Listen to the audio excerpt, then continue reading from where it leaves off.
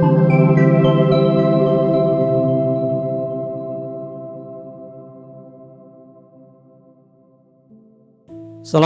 warahmatullahi wabarakatuh.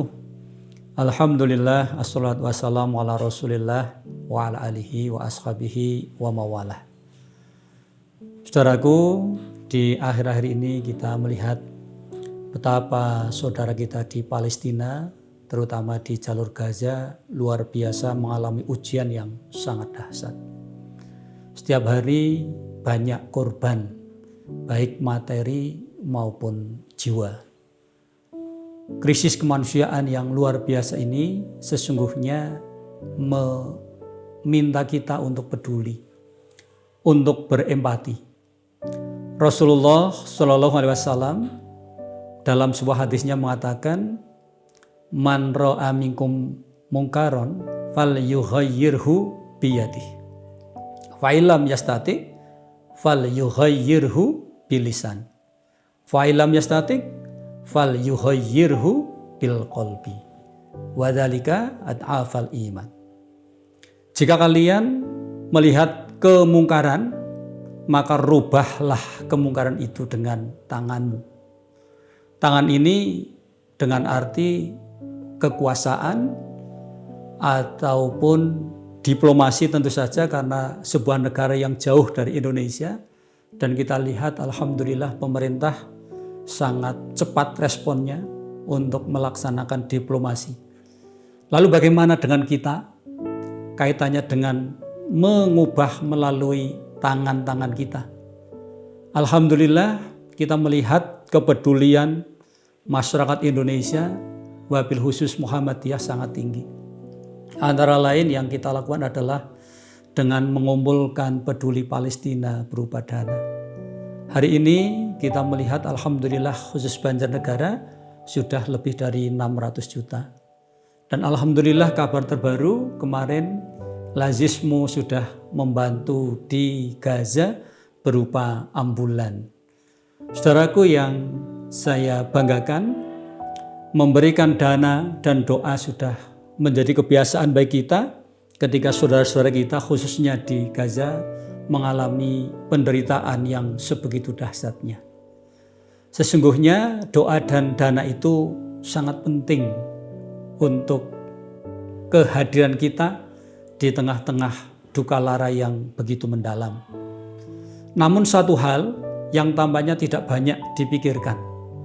Selama ini kejadian seperti itu berulang dan berulang terus. Dan tampaknya kita sebagai umat Islam itu selalu dalam keadaan lemah. Doa dan dana sesuatu yang baik. Tapi ada satu hal yang tampaknya harus kita lakukan adalah bagaimana supaya umat Islam itu juga mempunyai dan bisa menemukan sebuah alat persenjataan yang canggih. Bukan untuk menyerang bangsa manapun, bukan untuk menyerang agama manapun, tetapi dalam Islam persenjataan adalah untuk mempertahankan diri, dan secara substansi adalah agar bisa kehidupan di muka bumi ini menjadi damai. Oleh karena itu, dalam kesempatan yang baik ini, tampaknya terutama generasi muda tidak hanya berpangku tangan. Ilmu pengetahuan dan teknologi tampaknya harus direngkuh dan harus dikuasai sedemikian rupa. Paham-paham keagamaan yang kadang-kadang justru membuat kita tidak maju perlu sejauh-jauhnya untuk disingkirkan. Sementara banyak paham yang mengatakan bahwa yang namanya ilmu yang wajib yang kita pelajari adalah diniyah dalam arti yang sempit. Padahal sesungguhnya semua ilmu sepanjang tidak bertentangan dengan Islam adalah Islami.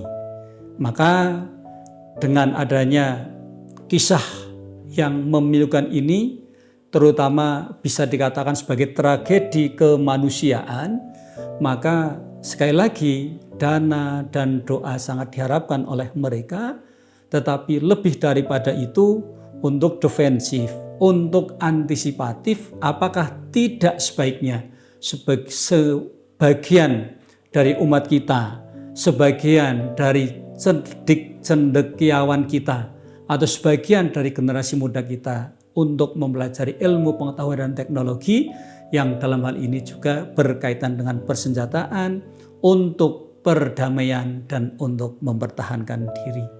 Mudah-mudahan semua yang terjadi di muka bumi ini tidak ada lain bagi umat yang beriman adalah pelajaran, adalah ibrah. Yang terakhir, kita berdoa semoga saudara-saudara kita yang berada di Palestina yang sedang diuji sedemikian rupa mempunyai ketabahan, baik iman, keislaman, dan kemanusiaan. Karena yakin bahwa ujian di dunia hanyalah sementara. Yakin bahwa apa yang terjadi juga pasti ada maksud-maksud yang baik di balik itu. Saudaraku yang dirahmati Allah SWT, maka ulul albab, orang yang mau menggunakan akal pikiran, tentu akan mengambil pelajaran seluas-luasnya dari apapun peristiwa yang terjadi di muka bumi ini. Wallahu a'lam bishawab. Assalamualaikum warahmatullahi wabarakatuh.